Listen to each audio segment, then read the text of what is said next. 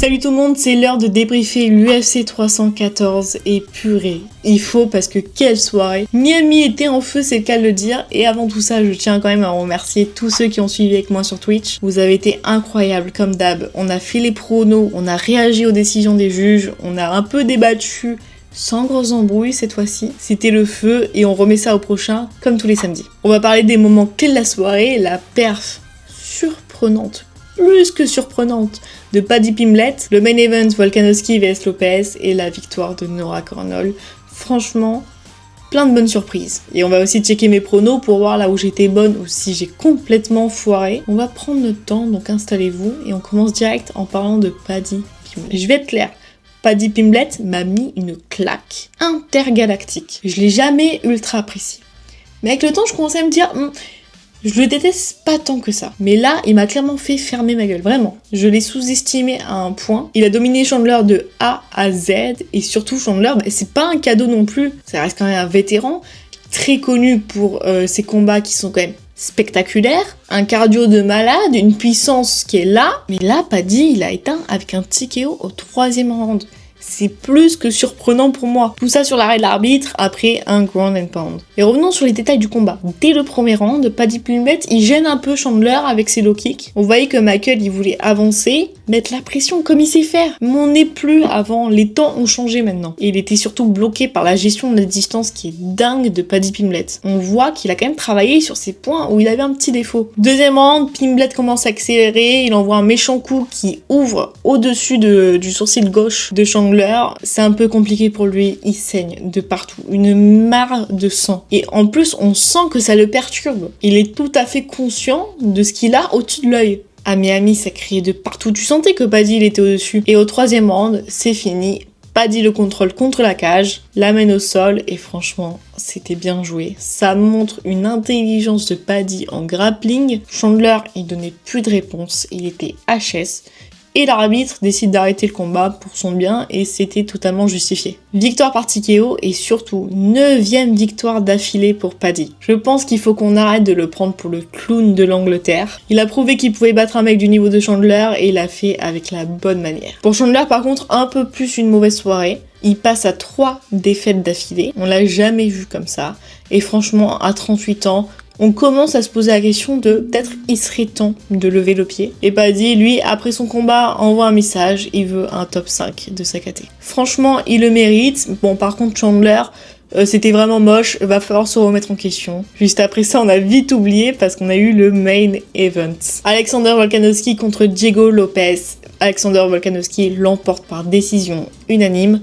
48-47, 49-46, 49-46, ce qui fait de lui le champion intérimaire. Mais venez, on est honnête 2 minutes et on se rend compte à quel point ça a montré une différence de niveau dans ce combat. Même si on peut reprocher à Volkanovski de tu tournes autour de la cage, d'accord, c'est l'athlétisme, on rigole, on fait la blague. J'avoue, dans les rounds 3 et 4, il forçait un peu pour éviter les échanges. Mais ce qui m'a vraiment sauté aux yeux, c'est la prestation de Lopez. Je l'ai dit sur Twitter, comment tu peux avoir le centre et ne pas savoir cadrer comme ça? Lopez, il a passé 5 rounds à être au centre de l'octogone, à essayer de mettre la pression, mais il a même pas réussi. Et de toute façon, les stats, elles mentent pas. Volkanovski, 112 frappes significatives contre 67, c'est presque le double. Alors, il tournait, il avançait, il mettait des coups, mais vraiment rien qui connecte Volkanovski. Volkanovski, lui, de son côté... on peut lui reprocher ça, mais c'est du fight IQ, je suis désolée. Quand tu es au centre de la cage, c'est toi qui es censé être avantagé. Comment c'est possible qu'il y ait un écart aussi immense dans les frappes significatives? Pour moi, Volkanovski, il a très bien joué, il a bien bougé, il a bien envoyé, il a bien contré, et même s'il s'est pris quelques bastos, 2, 3, 4, d'accord. Ça ne vaut pas une victoire pour le combat entier. Lopez a voulu jouer l'agresseur, il a passé plus de temps à faire du shadowboxing qu'à faire du vrai MMA. Franchement, Volkanovski, pour moi, il a prouvé que c'est quand même le patron, surtout après ces 2 KO, mais par contre pour Lopez, vrai reality check. Je dirais jamais le contraire, il a un potentiel de dingue. Mais pour moi, ça aurait pas été de refus qu'il prenne quelqu'un d'autre avant Volkanovski. Et il a dit lui-même, il voulait la meilleure version de Volkanovski. Alors je sais pas si ce soir c'était la meilleure, mais en tout cas, elle était meilleure que lui. Va falloir bosser, mais en tout cas pas trop de regret d'être resté réveillé pour ce combat. Je me suis pas trop ennuyée, franchement. On va parler des prélims maintenant. Notre française, Nora Cornol contre Hayley Cowan. Cornol gagne par soumission au deuxième round. Franchement surprenant, et c'était quand même assez mal parti. Cette victoire, elle la devait absolument, elle était vraiment en danger, mais pourquoi ? C'était quand même la deuxième fois qu'elle ratait une pesée à l'UFC. En 4 combats, ça fait beaucoup. Mais croyez-moi, elle n'est pas restée sans punition, parce que malgré le fait que son adversaire ait accepté quand même de combattre avec 800 grammes d'écart, elle a quand même dû lui filer 20% de son salaire. À ce niveau-là, rater la pesée, on sait que c'est pas pro, et franchement, s'il y avait eu une grosse défaite pour Nora, ça lui aurait sûrement coûté la place dans leur organisation. Si on parle du combat en lui-même, elle a plutôt bien géré, elle a pris quelques coups dans le premier round, mais franchement, elle a bien géré son grappling. Deuxième round, elle réussit à prendre le dos, elle passe ses crochets et elle étrangle jusqu'à ce que Cowan tape. Franchement, c'est assez surprenant. Si je la voyais gagner, je la voyais pas du tout gagner par soumission.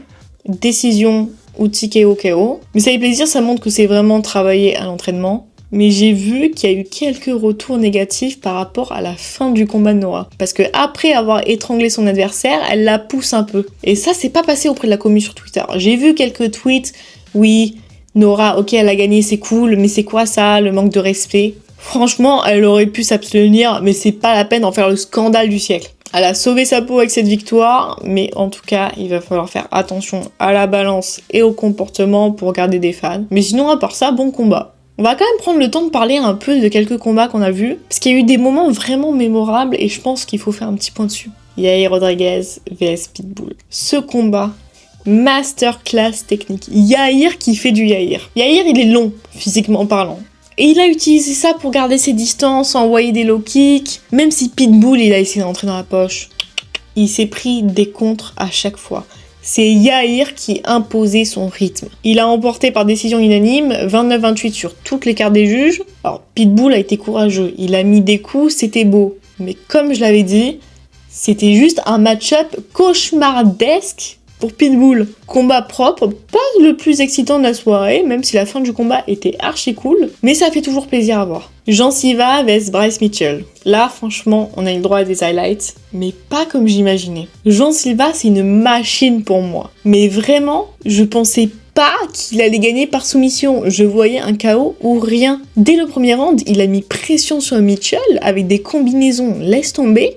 Mitchell a essayé de répondre avec du grappling, mais Silva, il a large tenu le coup. Trop solide. Au deuxième round, il enchaîne encore les combinaisons. Il attend que Mitchell soit un peu fatigué et il l'emmène au sol dans son propre domaine. Et là, il a montré que c'était pas juste un striker. Il a placé un ninja choke un peu vicieux. Et Mitchell, obligé de taper face à ce truc. Franchement, c'était impressionnant parce qu'on attendait vraiment un KO de Jean Silva. Mais il a montré qu'il pouvait aussi soumettre. Il reste invaincu à l'UFC, 5 victoires, 5 finishes, 4 par KO, 1 par soumission. Ce mec, c'est une terreur et il va vite grimper dans la catégorie. Et surtout, il a montré à Mitchell qu'il pouvait le battre dans son propre domaine, le grappling. Dan Hitch contre Woodson, un gros moment la soirée, mais surtout un gros nuage.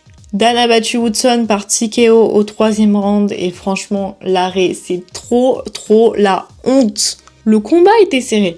Dan enchaînait un peu les combinaisons, ça lui faisait mal. Il mettait la pression, un combat classique, j'ai envie de vous dire. Au 3e round, il plaque Woodson contre la cage. Cage contrôle, Woodson se défend. Donc même si Dan il enchaîne de coups, Woodson il est toujours en train de se défendre, il a aucun souci. Il essaie de se relever et là l'arbitre il arrête le combat. Personne comprend dans la salle, personne comprend sur le stream. Moi j'avais des commentateurs américains, Joe Rogan, mais c'est un scandale. C'est l'un des pires arrêts que j'ai jamais vus. Et franchement il a pas tort. Et même Cerudo il a tweeté dessus. Arrêt pourri, ça fait mal à Dan autant qu'à Woodson, on lui vole un finish spectaculaire. Alors selon les cartes des juges, Dan dominait. Mais en fait, cet arrêt, il prive Woodson de toute remontada. Miami, c'était un peu partagé, il y en a qui applaudissaient, il y en a qui huaient. Dan stoppe sa série de 2 défaites avec cette victoire. Il se fait un nom dans la KT, mais c'est quand même une victoire qui laisse un goût un peu... Pour Woodson, lui, il méritait tellement mieux, et je pense que s'il avait gagné ce soir, il aurait fait un bond dans les classements.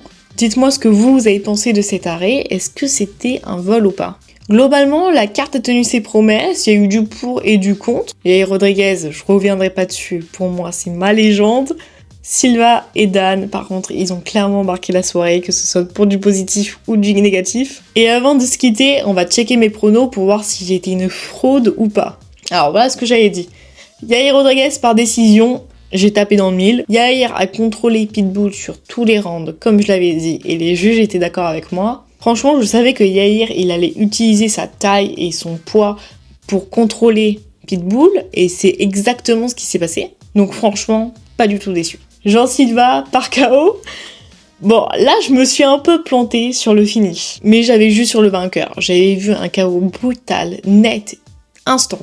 Mais franchement, il m'a surpris avec une soumission et c'est pas une mauvaise surprise. Moi, j'aime bien quand les combattants ils sortent un peu de leur zone de confort et que ça marche. Il a fait une belle perf, je suis contente pour lui, le combat était trop cool, rien à redire. Chandler par décision. Alors là, je me suis plantée complet. J'avais sous-estimé Paddy Pimblett, Chandler s'est fait rouler dessus. Grosse erreur et franchement, je m'en veux. Volkanovski par décision, prono correct. Franchement, je l'avais vu venir de loin et je pensais vraiment que le combat allait se passer comme ça, quoi. Je voyais pas d'autre scénario. Moi, j'ai bien aimé le combat. Je sais qu'il y en a qui ont trouvé ça un peu ennuyant, mais c'est aussi l'effet de l'heure. J'avoue que cette semaine, la carte, elle a fini tard, mais vaut mieux que ça finisse tard pour un UFC numéroté que pour un Fight Night qui est pas top. Le bilan 2 sur 4, bon j'avoue c'est pas ultra top niveau prono, j'avais bien capté Yair et Volkanovski par décision, mais franchement c'est tout. Déjà le fail sur Chandler Pimblett, il me fait mal parce que j'avais tellement sous-estimé Pimblett, et ça m'apprendra de juger les mecs qui travaillent en silence, qui ferment leur gueule quand ils ont pas de combat à l'UFC, et qui quand ils reviennent, ils te mettent une claque. Et pour Jean Silva, je l'avais prédit par KO, c'est pas ce qui est arrivé, même si je suis contente du combat et qu'il est fini, un prono, c'est un prono. La méthode n'était pas bonne.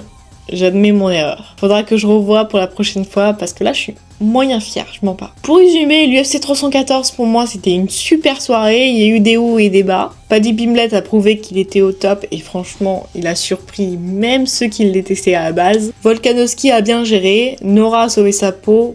Que demander de plus? Mes pronos, j'ai sauvé les meubles, mais je vais clairement revoir mon jugement sur certains combattants après cette soirée. Encore merci à tous ceux qui ont suivi sur Twitch avec moi, c'était une soirée trop cool. On se retrouve pour le prochain event, n'hésitez pas à follow pour plus de contenu MMA, et sur ce, je vous dis à la semaine prochaine.